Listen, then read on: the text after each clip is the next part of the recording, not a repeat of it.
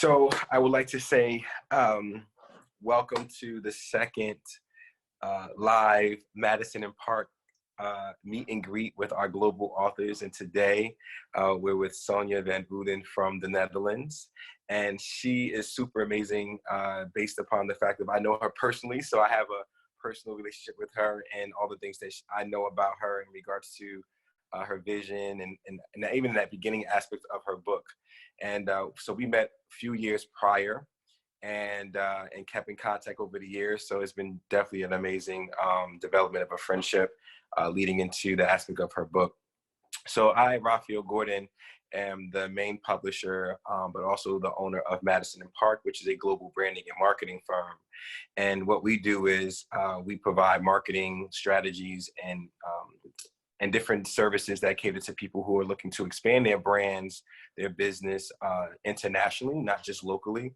And then we also have a publishing division, which is where we have distribution of our books into 40,000 different online and offline platforms that's catered to people who actually have inspirational stories or are experts in their field or have great insight that they would like to share with individuals who are trying to, for personal development or going to the next level in their careers. So about, how long has it been now, Sonja? It's been about over a year when you brought the idea to me about the book. Mm-hmm. And once you gave me the idea, I think at the time you were still in school. I think you were finishing up school, if I'm not mistaken, or you had finished, and then you were thinking about your book. So that's how I, again, prior to meeting after meeting Sonja, we had this conversation about her book. But now with this meet and greet, I was just wanting to make sure that individuals know who you are, and more in depth as not only an author, but what is your vision in the world in regards to the work that you're doing, and even some of your past work. So without no further ado, I would like to pass the microphone, invisible microphone, to my good friend and global author, Sonja van Uden. Woo! Thank you. Yeah, so interesting to be part of a meet and greet. I've never done anything like this before, so it's exciting and new at the same time. So a little bit nervous, but hopefully, as we get into the conversation, things will get easier. So thank you for the introduction. Indeed, we met a couple of years ago, and we kind of always stayed in touch. Through an acquaintance, we got in touch on, I think, Facebook at the time, or maybe LinkedIn. And then you posted some years ago that you were actually looking for international authors.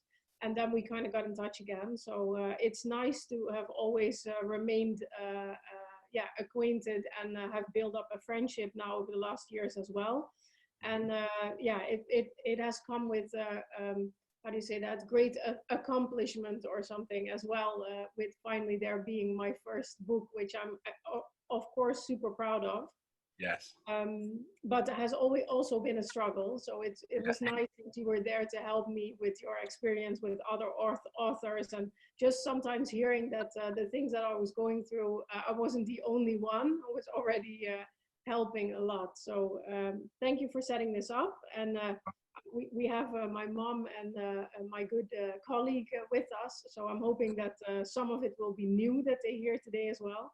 Yes. But I'm sure they will. So great. So could you give, for those who will be watching the video even later down the line, and even probably for your colleague and your mom, just a little bit of background about yourself and the career, and what kind of, because I know your book caters to project management, but what is some of the background or the journey that led up to your book?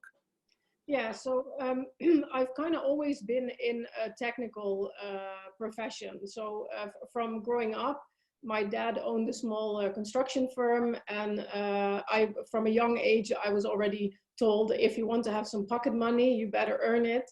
So I went maybe 10 years old with my dad on a Saturday to construction site and just cleaning up. To make some money, but somehow from a young age on already technical skills kind of were always around me. So when I got a little bit older and I had to decide what to study or what to do, I really had no idea. I wasn't one of those young kids that knew they wanted to be a firefighter or a nurse or a cook or anything like that. I had no clue. So I kind of did what I knew, and that was construction. So I went to construction college, did that for about 4 years until I turned 20, 21. And then I was kind of done with studying and wanted to live on my own. So for that, you need money. So I decided, okay, let's work then. So I went and did some engineering profession at different construction sites in the south of the Netherlands where I grew up. And somehow gradually got acquainted with project management and with projects, but still didn't really see it as, okay, this could be something that I make my profession of. Right. So I turned 24, 25, something in that range, and still had no idea what I wanted to do except for a move out of the Netherlands. So when I decided finally to do that, so I sold off everything and left. I think when I was 25, I ended up in Bergen in Norway, on the west coast of Norway, and I really got into projects there. So oil and gas runs on, Norway runs on oil and gas. And project management is kind of the thing that runs that industry. So I got hired as a project manager, and that was kind of out of my league a bit. So the first person that hired me said to me, like, you don't have the credentials, but I see something in you, and just show me that I'm right. And yeah, you don't have to say that twice to me. So I just dove in and kind of did my thing. And then, project management and projects have kind of never left me. So I really enjoy working in projects. And later on, when I actually started researching what is project management and what are projects, I actually found out that it started in construction industry about 80 years ago now, or 60 years ago. 1960 is when the first project management methods were written down. Okay. So it was kind of like a full circle, you know. I started in construction, and project management started in construction as well. So Wow. it was an interesting full circle story. But so I come from a technical background, and projects and project management is my thing. Wow, that's amazing. So you have a great amount of experience, and even the aspect of saying, like, I guess when you started, like, you could probably say that you can start off one way, but that doesn't mean that's where you're going to end up at, right? Because now you're in a totally different industry, but you kind of have that invisible string where it ties in everything together, right? Is that? Yes. Yeah. Yeah, correct. Yeah. So in regards to with project management and even the journey that you've been, why did you think it was important for you to write a book, or even just to, you know, be a published author after doing all that you were doing, and even still in the field? But what was it about the book that was like, what came about from that? Like, how did that come about? Well, I think that doing stuff that is new is kind of something that I'm attracted to. So having never written a book before, the idea of doing it, you know, just to challenge myself and see if I can do it, Yes. something that I'm interested in. I don't know, climbing a mountain, or canoeing a big lake, or stuff like that. So. And then writing a book about project management, that kind of came when I was doing my MBA. Mm-hmm. I had to do a research, and I had no idea what about, except for what I knew at that time, and that was projects and project management. And then from the 10 years that I had been a project manager, I kind of found out through experience that project methods or project management methods don't really focus on people. They focus on what is the process and what are the tools that you can actually use in the process. But for me, totally misinterpreted or underlined it. I don't know how you say that in English, but totally forgotten about is the fact that people run the process. The process doesn't run itself. Mm. as a project manager to learn about how can you then motivate people, for instance, or how does what the words that come out of your mouth when you talk to a colleague or a team member or a team makes such a difference. But you don't, if you go to university and learn to become a project manager, you don't learn anything about that. You only learn about how do you maintain a budget, how do you set up a schedule, how do you make a stakeholder analysis, and not necessarily what to then do with the stakeholder analysis, or what are the different tools that you can use for it. Right. But nothing about people. That's interesting. That's interesting. And then there was an actual question that was asked. I think you might have tapped into it already, but the question that was asked was, is construction management also where you got the idea to focus on people? No, because I actually left construction management when I was 25. So when I went to Norway, I went into oil and gas, and that's a different industry completely. So it's energy sector.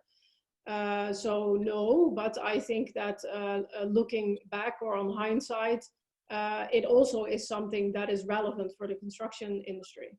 So even there, project managers, and I don't think necessarily from an unwillingness to focus on people, but just not knowing what to do with it. There's no focus on actually having people walk the extra mile, you know, or put an extra step towards us all in a way achieving a goal or accomplishing something. Right. So pretty much the people are the main drivers or the main focus that should be always, I guess you say, just kind of be they bear the fruit, that we have to put as much emphasis on developing, I guess, people, or kind of paying attention to what they do to make the project work. Is that? Yeah, indeed. And it's not just the people or just the process, as project management methods are now focused on the process and the tools and the software and so on that you can use. I'm not advocating that it's now only about people, but it's the balance of the two. So people use the tools still, and people walk the process, and it's a necessary part of achieving project success as well. But somehow you need to balance it out, and then that can be related to the context you're in, or the product that you're trying to achieve, or the person that you are, because there are people that are just more comfortable with a data approach to projects than a people approach, and that's fine, you know, as long as you stay open to how you can learn and evolve and become better as a project manager. Right. Now, does that, so is this, in regards to what you just stated, is that how you came up with the title, The People Factor? Or, like, how did that come about? Yeah, that indeed, that.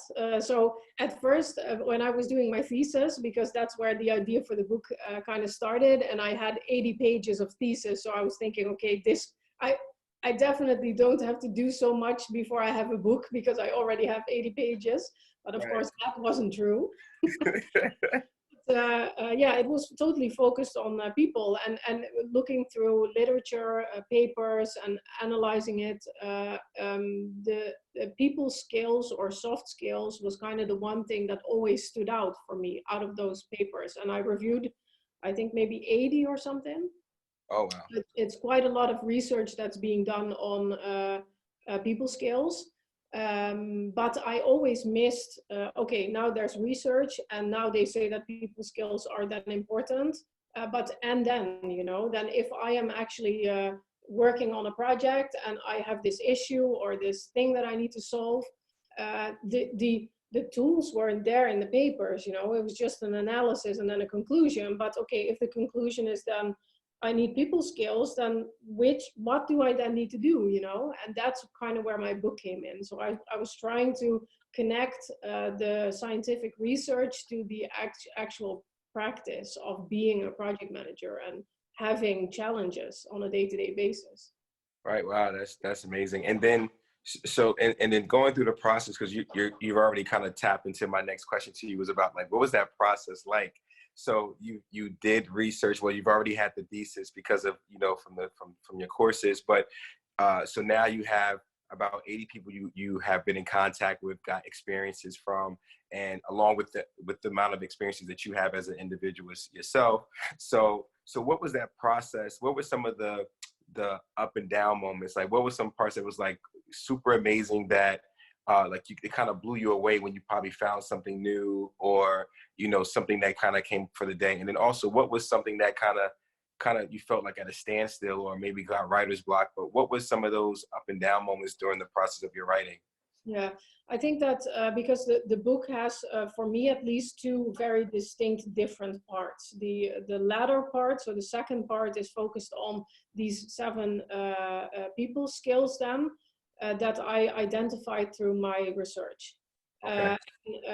For me, they were kind of set in stone, and not that they can't evolve over time, but I needed to somehow frame, okay, this is going to be the context of my book. Right. Or this is going to be the scope of my book, sorry. Mm-hmm. So those 7 chapters, they kind of came very easily because I knew of my own experience related to communication, for instance, or to adaptivity, or to how you create a big vision for the project. But the first part, that was the hard part. So I wanted to kind of translate what I had discovered in my research, which was very scientific, to something that was understandable for project managers. Because I think to just make the jump from, okay, I've identified 7 skills and this is how you use them, and not connect all of these dots together where, okay, where did project management start? And what do you learn then if you go to university? And how do other people think that project management should evolve in the future? Or is there a scientific basis to be found for why there should be a change to begin with, or is this just okay as it is? So this first part where I completely kind of dissected the context of why I was pitching, in a way, these 7 new skills for project managers to learn, that was a big struggle. Wow. Yeah, and there I think you can agree as well. In the end, it took me 8 months to write the book, and after 4 months, I told you, Rafael, this isn't good enough. I'm scrapping the entire thing. that would, I've never had a writer do that to me before, and I was blown away. I was impressed, but I was like, wait, she's gonna scrap everything, and I didn't know how to react to that. But as a publisher, you respect the methods that every writer provides and does, and if a writer isn't comfortable, you have to be there to support them through whatever decisions they make until they feel comfortable with what they have. And so to do 4 months and say I'm doing it all over, I'm like, well, okay. She's a writer. She's a writer. Yeah. So yeah, I did. I scrapped. I think I was at 25,000 words or something at that point, and I was aiming for somewhere between 40 and 50. So I was quite far in. And then I actually didn't scrap everything, but I think I took maybe 15,000 words out of the 25 that I had already written. And yeah, it never really felt like it was okay the way it was. And then I kind of locked myself in the place I was living for 3 weeks, I think. I just took a vacation and said, okay, I'm going to focus on this first context now, because if I don't have it done, then I can't start the second part. And I called in some backup from my professor, who also helped me with my thesis, and yeah, I got it done. And then once I had that solid first context piece done, the rest just came easy. Correct. Yeah. So you're so so I guess the biggest moment. So, and even in the aspect of when, and just to go back a little bit, when you scrapped that first draft, you didn't feel comfortable. Were you how did you make your decisions on what to keep and what not to keep in your book? Because you have a lot of content, you did a lot of research, and you also did a lot of interviews. But what was it for you, or what was your method to know what to keep and what to take out?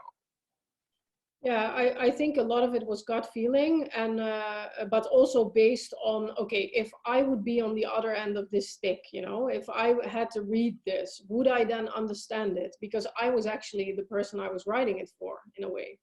I was the project manager that had been struggling and that had no clue what to do. And then just by trial and error started focusing more on the people in my project teams, and actually all of us then became more successful. Right. So I kind of always took a step back and said, okay, let's now read this not from the author Sonja, but from the project manager Sonja. And then, do I understand this? And what are the questions that I would ask myself, you know, if I would read this? And then based on that, I would just always, kind of make it better, or make it more complete in a way. Yeah, yeah. So you've gone through that process of months of up and downs and scrapping and writing, retyping, maybe staying up late, maybe getting up early. What was that? What was your sessions like? How many hours were you doing throughout the day? You know, did you stop every couple of weeks to take a break from it? Like, what was those time frames looking like? Yeah, because when I had this like massive breakdown, let me call it like that, I decided, okay, I need some help with the process of writing. You know, I can't do this on my own anymore. So I actually, one of the biggest lessons learned that I had out of the process was I hired a writer's coach. So somebody that I would meet up with every week, and he was a funny guy. Actually, he used quite a good sense of humor that worked for me, you know.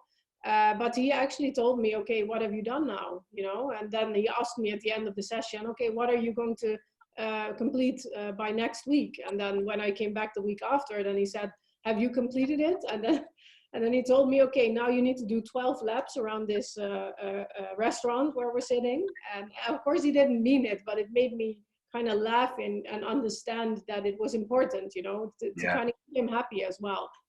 Yeah. So I think before, let's say, I had this breakthrough, you could call it like that as well.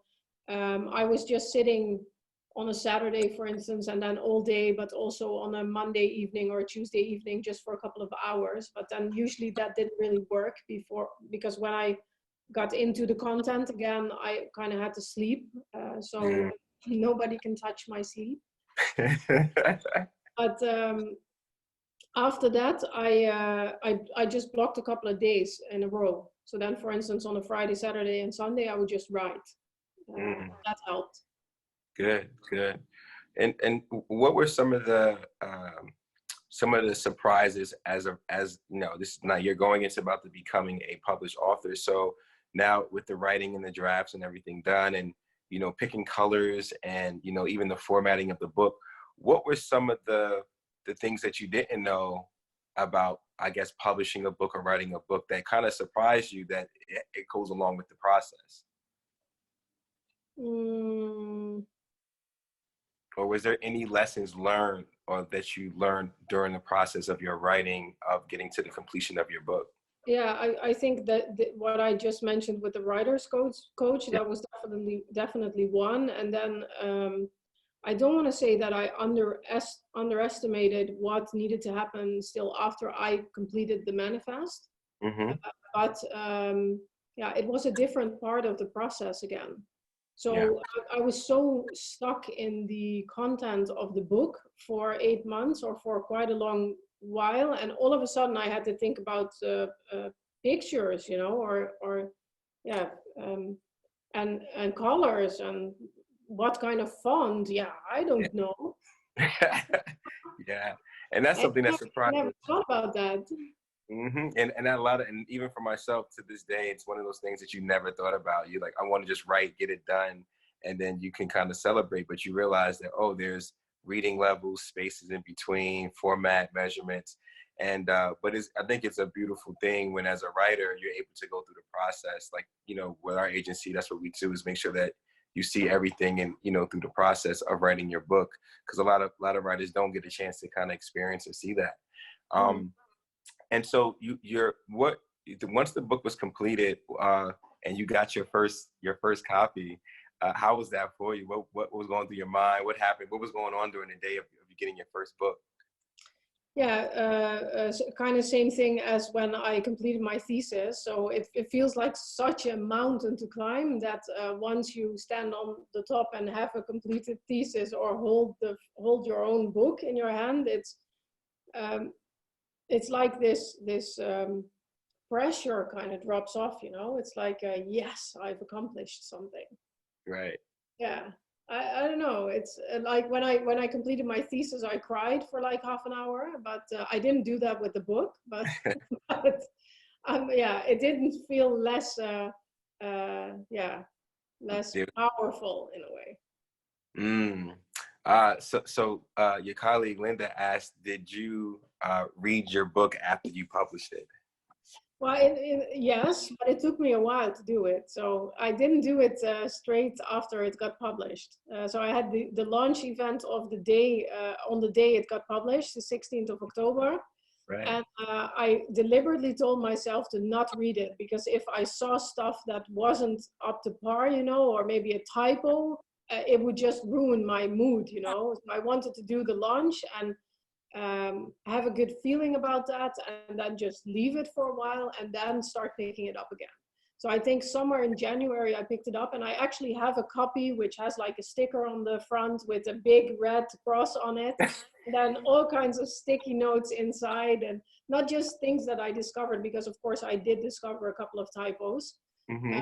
but also where things should be enhanced. And even yesterday, actually, I'm reading a book, and it talks about a thought leader. Amy Cuddy is her name. She's an American scientist, and she talks about power stancing, so nonverbal communication.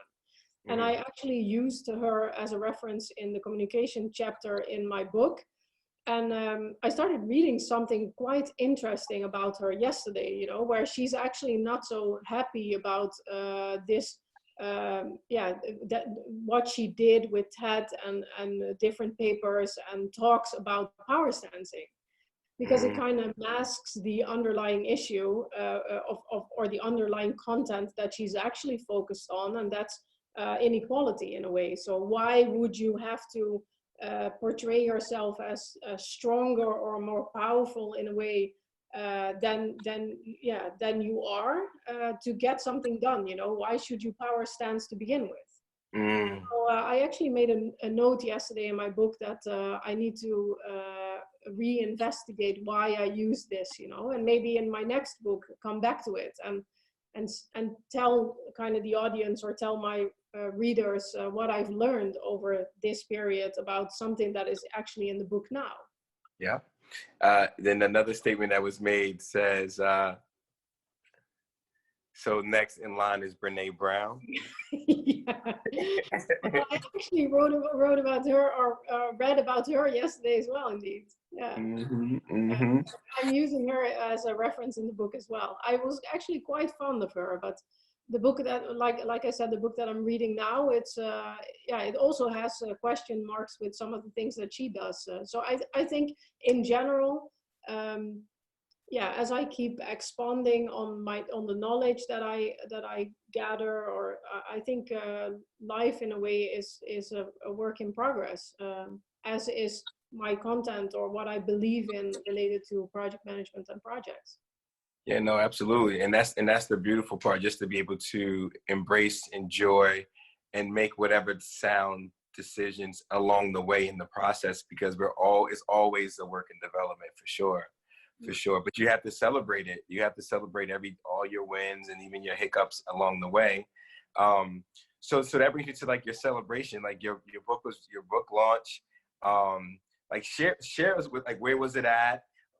You know, who showed up? What was that like? Because I mean, that's like, you know, that's like having a big party. That's your birthday party in a sense, you know, like you hear this is, you know, you worked hard on this particular project. So like, how was that? What was that process for you? Yeah, it was. It felt a little bit like a yeah an under pressure kind of process to get it done. So I wanted, of course, it to be somewhat perfect, not necessarily completely perfect, but in the realm of perfection. Yes.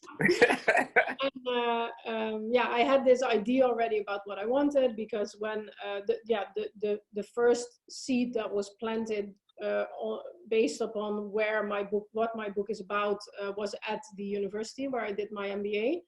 And they have a beautiful medieval castle as part of the grounds of the university. So I knew that the launch had to be there. So it took me a little while to convince the people of the university to lend me the space for free.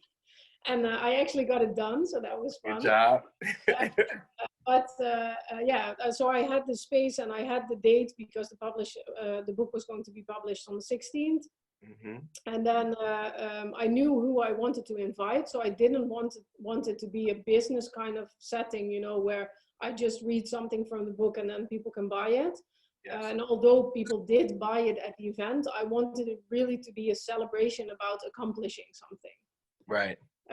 So I invited a lot of friends. I invited my family. My parents were there. My sister-in-law was there. Just colleagues, classmates from the university. I think I had maybe 50 people in total. Beautiful, that's great. Yeah. And of course, because I knew it was going to be something special, which I also experienced that day. I had a professional photographer there, and I wanted something to remember it by afterwards, except for only experiencing it, and having my memories about it. Yeah. So it was cool. Great. Yeah. We had dinner afterwards with family to just finish off the day, and it was a big high in my life. That's beautiful. That's a beautiful thing. And I think as a writer, anytime you write a book, because whether you're writing 1 or 100 books, I think it's important to celebrate the completion of something. One is because the book that you create, it's here now. It's something that never was, right? And now physically it's here in our hands. We can read it, we can talk about it. And years from now, long after we're gone, like there'll be other generations that will read this book and say, I know this author by the name of, and this is what she studied, and this is what she did with her life. And I think that a lot of times as writers, that's what we do, and not realize it, that we actually document the careers of the moment. We document what we've experienced, and we share it, and it's for the next generation too. So we're like the bridge for the next generation to say, you can study what we've learned, and hopefully that can help you become a better person in your career or in your life. So I think it's really amazing. So to have a book launch event like one that you had, which I thought was amazing, because even the pictures were phenomenal. I think that it's super important. When after looking back over your process and even having the launch event, what could you say to someone who's maybe who's looking to be a writer, or someone who's writing now, as like, what is something that you would share with a new writer or someone that's potentially be a writer, based upon all that you've experienced now? Like, what is that like for you now? Because you're seasoned. you're a seasoned writer now. Yeah, I think if you're really considering writing a book, I would first say don't underestimate the process. And of course, it depends a little bit on where you put the bar for yourself, or what the sky is the limit in a way. So if you want to really do it right, then it takes some time, and it takes some stamina in a way to just keep going. But for me, it actually it's a bit two-sided. On the one hand, I have this really great business card that is actually opening doors for me with companies, with universities, for speaking at congresses or doing workshops, stuff like that. So I think that's a really beautiful thing that came out of it.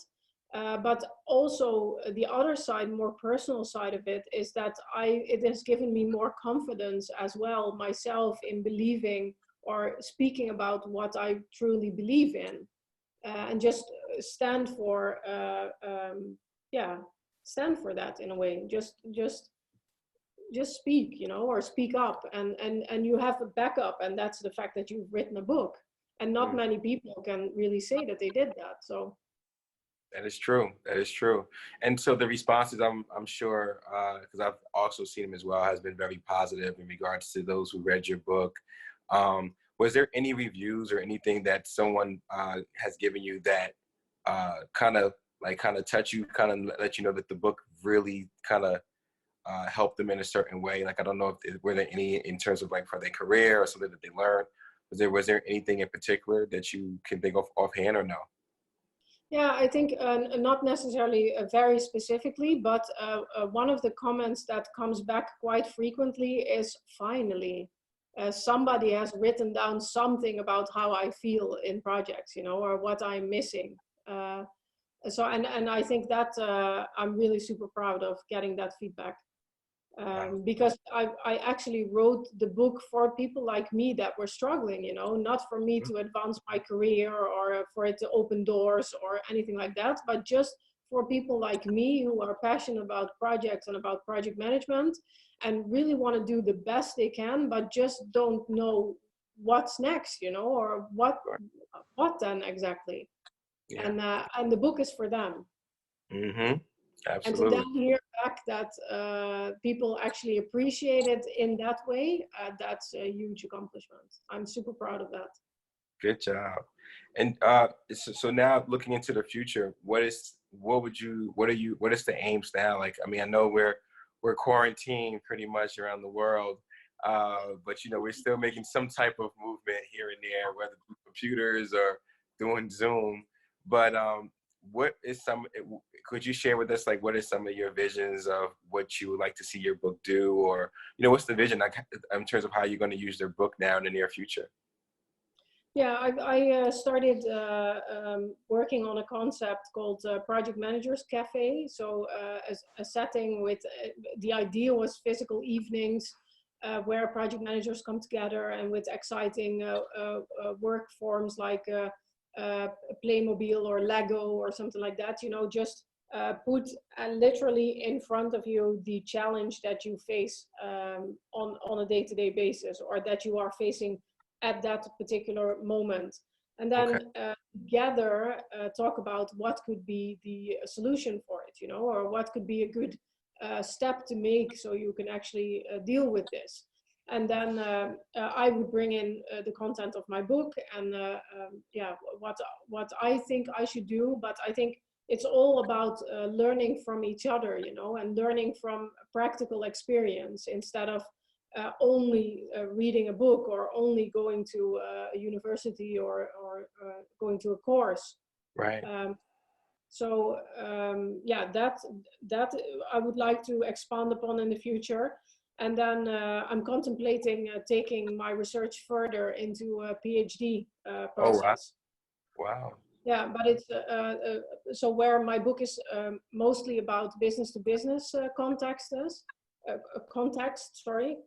I would like to research the role of project managers and project teams in ecosystems.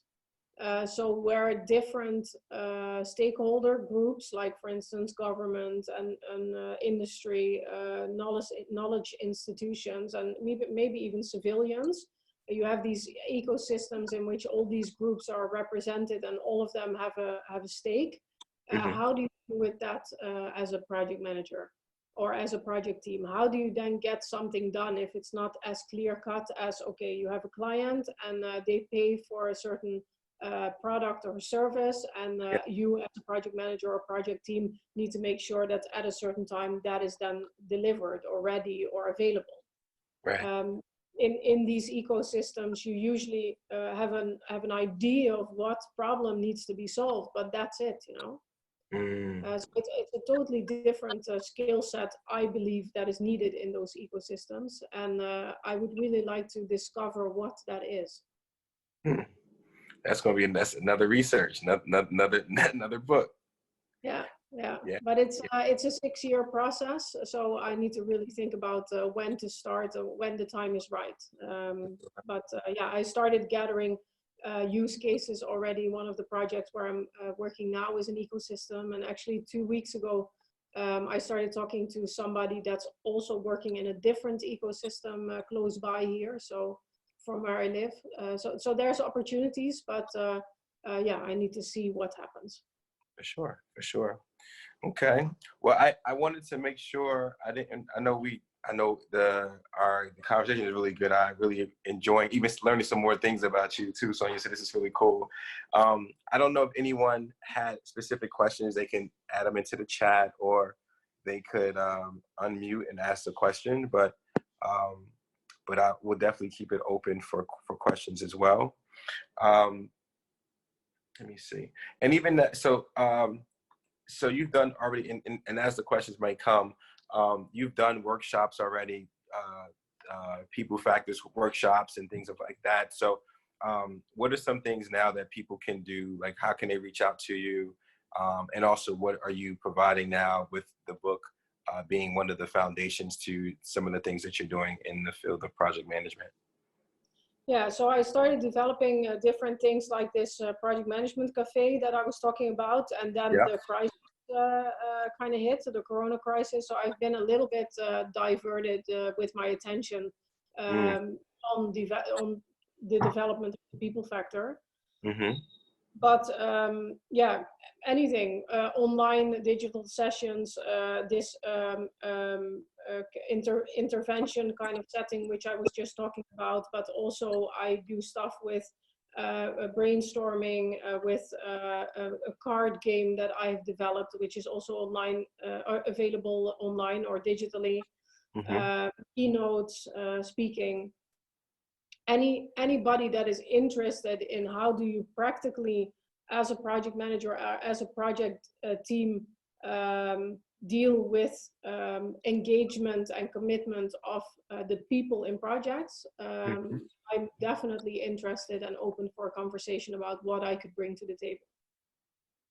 Awesome. You do got a question. I don't know if you've seen it, but it popped up. It says, so how do you work with trends like agile working, kind of eliminating the traditional management role? Yeah, that's a good question.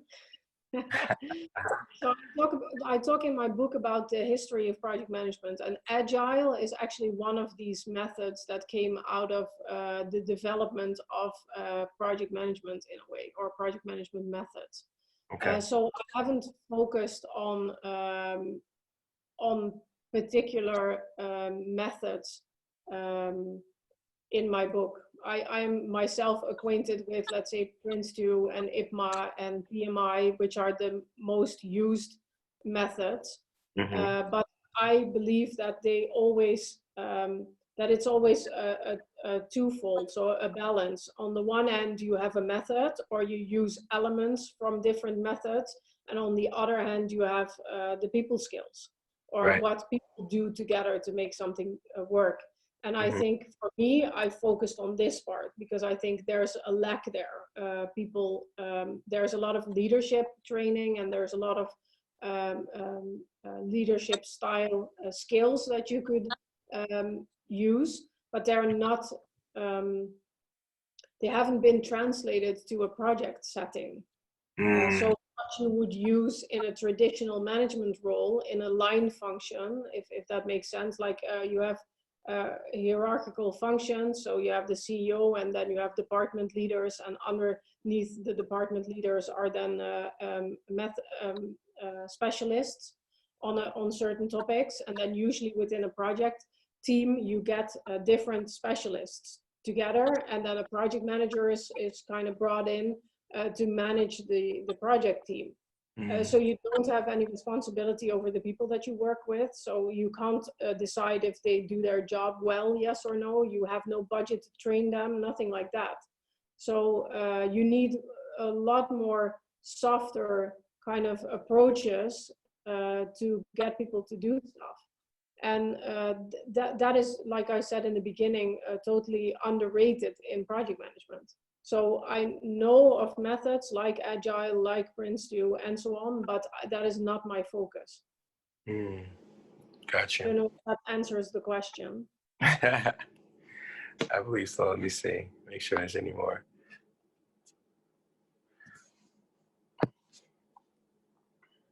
I think Linda will respond Yes. with Yeah. information. This has been amazing. So now, because your book came out, was that towards the? Yep. She said that's good. Yeah. That's good. So your book came out in the fall of 2019. Am I correct? Is it the fall? Yeah, October last year. Yeah. So, yeah. Yep. So it hasn't even been a year yet, and No.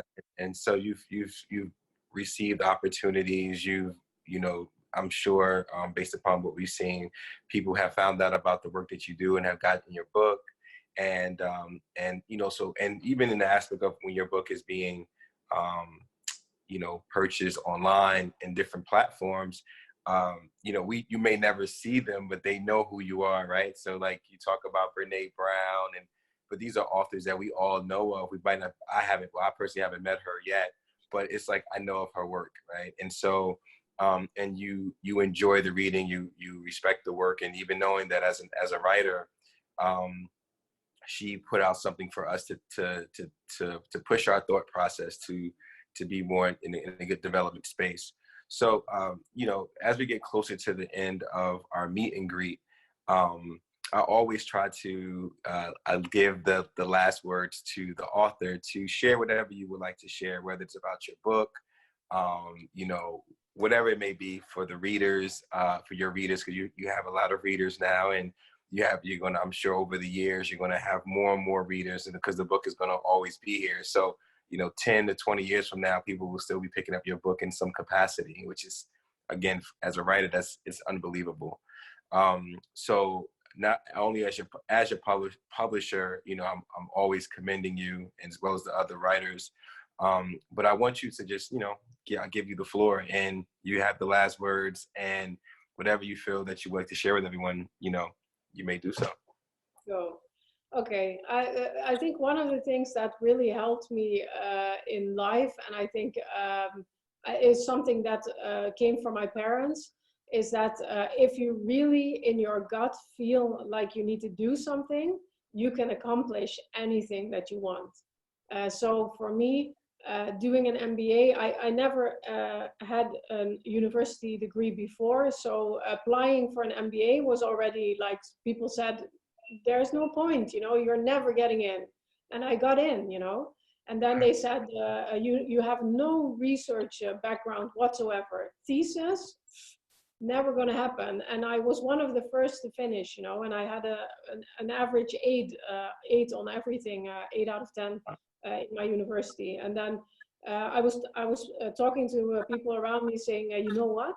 I'm going to write a book, you know. And then they said, oh my God, never, you know. And then they said, well, even if you do it, no one's going to buy it. And then now I have a book and people are buying it. Last week somebody purchased it off my website, and I was like a kid in a candy store, you know, just because somebody bought my book.